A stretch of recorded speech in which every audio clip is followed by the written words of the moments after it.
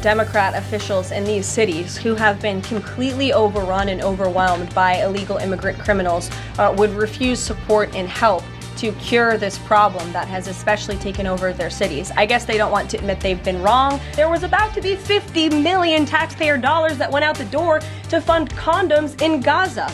Canada, Mexico, and China have all enabled illegal drugs to pour into America. The amount of fentanyl that has been seized at the southern border in the last 2 years alone has the potential to kill tens of millions of Americans. Several years ago, when I was working in this press shop and President Trump would take to this podium to brief the American people on COVID-19, he suggested that COVID very well may have came from a lab in Wuhan, China. And many members in this very room mocked him for that. 97% of the deportations that this administration has made thus far are of individuals who had a removal order from the previous administration, but were never removed from the interior of our country. So this shows that the previous administration was actually defying our laws. And while I vowed to provide the truth from this podium, we ask that all of you in this room hold yourselves to that same standard. Okay, so we're going to watch Trump's new press secretary, Karoline Leavitt, take on these reporters from mainstream media who have been accustomed to asking bullshit questions, and she has responded to them with such veracity that people have started noticing how good she is. So let's look at the top 10 moments when she actually owned the journalists. So let's start. So I'm going to start our first video for today. Immigration. Of the 3,500 arrests ICE has made so far since President Trump came back into office, can you just tell us the numbers? How many have a criminal record versus those who are just in the country illegally? All of them, because they illegally broke our nation's laws and therefore they are criminals as far as this administration goes. I know the last administration didn't see it that way, so it's a big culture shift in our nation to view someone who breaks our immigration laws as a criminal, but that's exactly what they are. You made a point of the worst first. They all have a criminal record? And welcome to the briefing If they room. broke our nation's laws, yes, they are criminal. Yes. Thank you.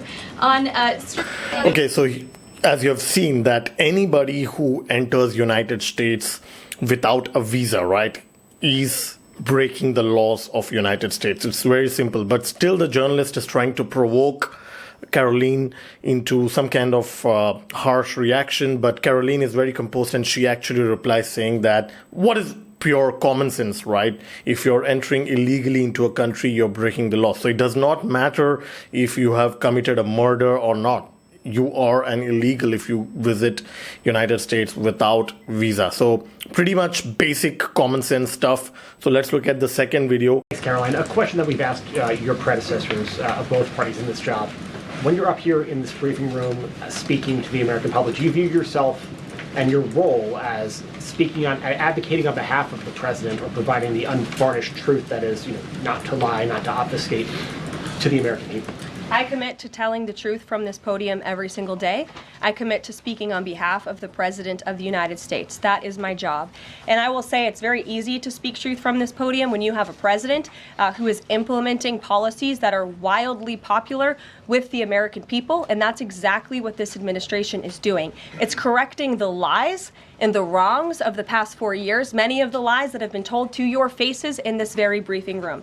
I will not do that. But since you brought up Truth Seek, I would like to point out, while I vowed to provide the truth from this podium, we ask that all of you in this room hold yourselves to that same standard. We know for a fact there have been lies that have been pushed by many legacy media outlets in this country about this president, about his family, and we will not accept that. We will call you out when we feel that your reporting is wrong or there is misinformation about this White House. So yes, I will hold myself to the truth, and I expect everyone in this room to do the same. And Caroline. Miller.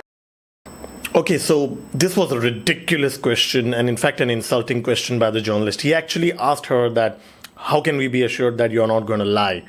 I mean, it's the most stupid and insulting question that anybody can ask to someone. And she actually gave a very brilliant reply. She said that, she basically said that, even you should not be lying. Even the mainstream media should not be lying. And they've been doing that for the last 4 years, like for ages, but particularly in the last 4 years against President Trump. So this was a very good comeback by her. She basically put the ball in the journalist's court. So let's look at the next video. So she is certainly giving it back to the journal. With so little notice? Why not give organizations more time to plan for the fact that they are about to lose, in some cases, really crucial federal funding, at least for a period of time? There was notice. It was the executive order that the president signed. There's also a freeze on hiring, as you know, a regulatory freeze, and there's also a freeze on foreign aid. And this is, again, incredibly important to ensure that this administration is taking into consideration how hard the American people are working. And their tax dollars actually matter to this administration. You know, just during this pause, DOGE and OMB have actually found that there was $37 million that was about to go out the door to the World Health Organization, which is an organization, as you all know, that President Trump, with the swipe of his pen in that executive order, is no longer wants the United States to be a part of. So that wouldn't be in line with the president's agenda. DOGE and OMB also found that there was about to be 50 million taxpayer dollars that went out the door to fund condoms in Gaza. That is a preposterous waste of taxpayer money. So that's what this pause is focused on, being good stewards of tax dollars. And so this doesn't affect. As someone who has been following US politics for decades, this is the most ridiculous thing that I've ever heard. So basically, America has been sending was going to send $50 million for purchasing condoms for Gazans. Seriously? I mean, let's assume you want to help the Gazans. I mean, they're struggling for food, they're struggling for water, and you're sending condoms and out of the taxpayer money? Unbelievable. And the journalists are actually asking her that, why are we stopping this? Ridiculous. So let's have a look at the next video. She's killing it. I turn to questions. I do have news directly from the President of the United States that was just shared with me in the Oval Office. From President Trump directly, an update on the New Jersey drones. After research and study, the drones that were flying over New Jersey in large numbers were authorized to be flown by the FAA for research and various other reasons. Many of these drones were also hobbyists, recreational, and private individuals that enjoy flying drones. In time, it got worse due to curiosity. This was not the enemy. You know, the first question that comes to our mind is that why didn't Biden disclose the origin of those drones? The Democrats have a lot of questions to answer. If drones were basically flowing all over New York and New Jersey, okay, and the government just did not give any explanation to people. Unbelievable stuff. Okay, now let's move on to the question on tariffs, okay? Guarantee that those tariffs won't increase prices for Americans, including at the gas pump and the grocery store? I think Americans who are concerned about increased prices should look at what President Trump did in his first term. He effectively implemented tariffs, and the average inflation rate during the first Trump administration was 1.9%. In fact, when President Trump left office, it was 1.4%. So President Trump is going to do everything he possibly can to cut the inflation crisis that the previous administration imposed on the American people, and he will continue to effectively utilize tariffs. If those tariffs do increase prices for Americans, will the administration reverse them? That's a hypothetical question, and the president is intent on ensuring that he effectively implements tariffs while cutting inflation and costs for the American people. And, you know, the media has this way of just looking at everything in a microscope rather than looking at the whole of government economic approach that this president is taking. He will effectively implement tariffs. He's also, as I just answered from Stephen's question, committed to tax cuts. He's also clearly committed, as evidenced by his executive orders, to unleashing the might of our energy industry, which we know will eventually drive down inflation. And all the other economic measures that this president has made will have a Trump incoming economic boom, just like we saw in our.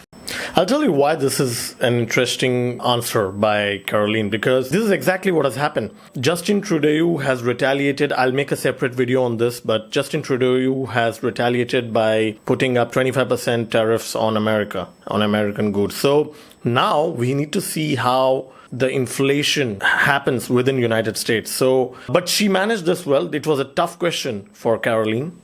But let's have a look at another question. This one is my favorite. Chicago mayor and the Illinois governor are preventing ICE agents from going into jails and prisons to enforce detainers against illegal aliens. In Maryland, The Attorney General has also put out a memo hindering local police cooperation with ICE. Does the administration have any comment on leftist state and local officials defying ICE and Trump's deportation efforts? Yeah, I think it's very interesting that Democrat officials in these cities who have been completely overrun and overwhelmed by illegal immigrant criminals would refuse support and help to cure this problem that has especially taken over their cities. I guess they don't want to admit they've been wrong with their sanctuary city policies. I'm not sure. You'll have to ask them about their intentions, but they would be very wise to comply with this administration because this administration is hell-bent on enforcing our nation's immigration laws, and this administration will continue to arrest and detain and deport illegal migrant criminals. And what we won't do is defy our nation's immigration laws like the previous administration, who had these orders of removal on illegal immigrants across the country and were refusing to execute on them. We will continue to remove illegal criminals from our nation's interior. This is so ridiculous, right? If the federal government is giving an order, then the state governments are actually not following it. It's illegal because these illegal migrants have a removal order and still the state governments are not doing their job. I've never seen anything like this in United States. I've been following US politics for a long time, but this is ridiculous stuff. And why should America take these millions of illegals? I mean, I fail to understand. Of late, I've seen so many homeless people in San Francisco. I was in San Francisco last month, and I saw so many homeless people. And in fact, one homeless person attacked me in Los Angeles railway station a few months back. But I'll talk about that later in some other video, but let's move on to the next video. Justin Trudeau, yeah, I mean, he is like my favorite character, not because I like him. He's a bad guy, he's a terrible guy, but he's ridiculous. Justin Trudeau, the Canadian Prime Minister, said today that if the U.S. imposes tariffs, he will respond and he will not relent until the tariffs are removed. Are we seeing the start of a trade war with Canada? I don't think so. I think the president is going to implement those tariffs tomorrow, and he will respond to Mr. Trudeau's comments in due time, I am sure. What type of things have to happen? What does the administration need to see in order to avoid those tariffs? Well, the tariffs are incoming tomorrow on Canada. And the reason for that is because both Canada and Mexico have allowed an unprecedented invasion of illegal fentanyl that is killing American citizens and also illegal immigrants into our country. In fact, I have more language for you right here. Canada, Mexico, and China, which, as I mentioned, President Trump will implement a 10% tariff on China, have all enabled illegal drugs to pour into America. The amount of fentanyl that has been seized at the southern border in the last 2 years alone has the potential to kill tens of millions of Americans. And so the president is intent on doing this. And I think Justin Trudeau would be wise to talk to President Trump directly before pushing outlandish comments like that to the media.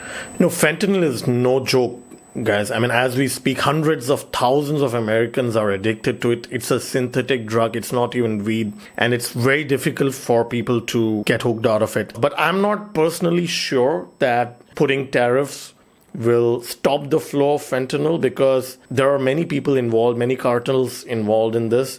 But let's see. But this was a good answer by Karoline. Lindsay, go ahead.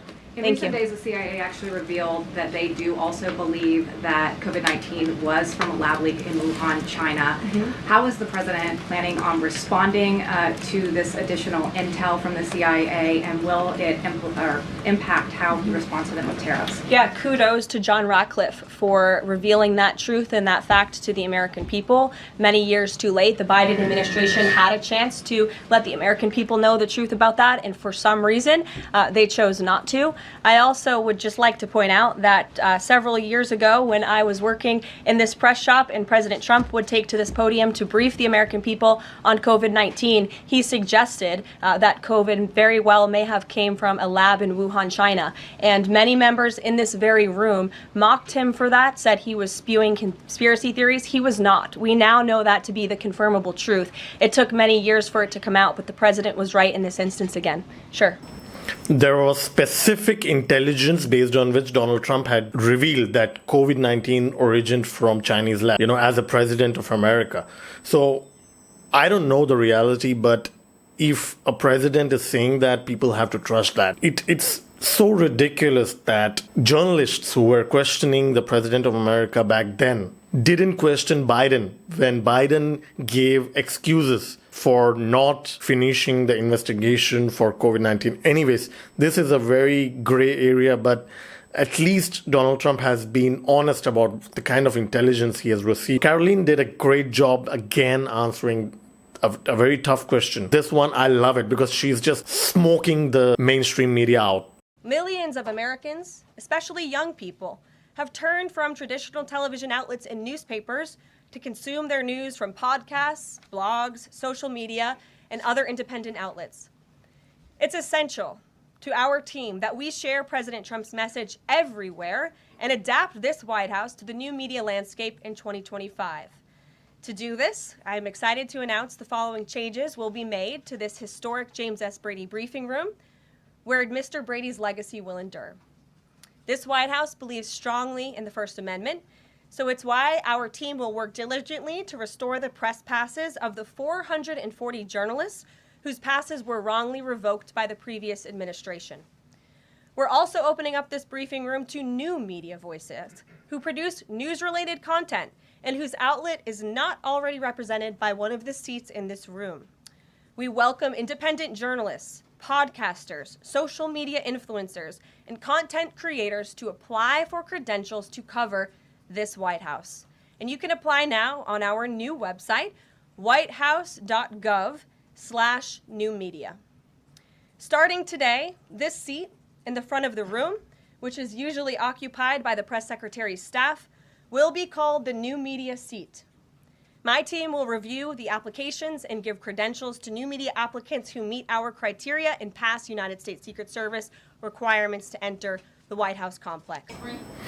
This is very important because the mainstream media, like the New York Times, and I don't want to take all the names, but they have basically captured White House and the whole narrative that comes out of the White House, that news has been distorted like nothing in the last 4 to 5 years. And this needed to be done. I mean, there are so many YouTubers and people on social media who speak sense, which sadly mainstream media does not. So I think this is a great initiative. Karoline really answered it really well.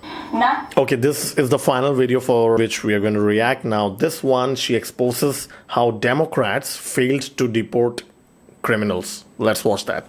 97% of the deportations that this administration has made thus far are of individuals who had a removal order from the previous administration, but were never removed from the interior of our country. So this shows that the previous administration was actually defying our laws, and all this administration is doing is simply following the laws, the immigration laws of this great country. Thanks for the question, John. Anything else? No, that's it. Okay, great.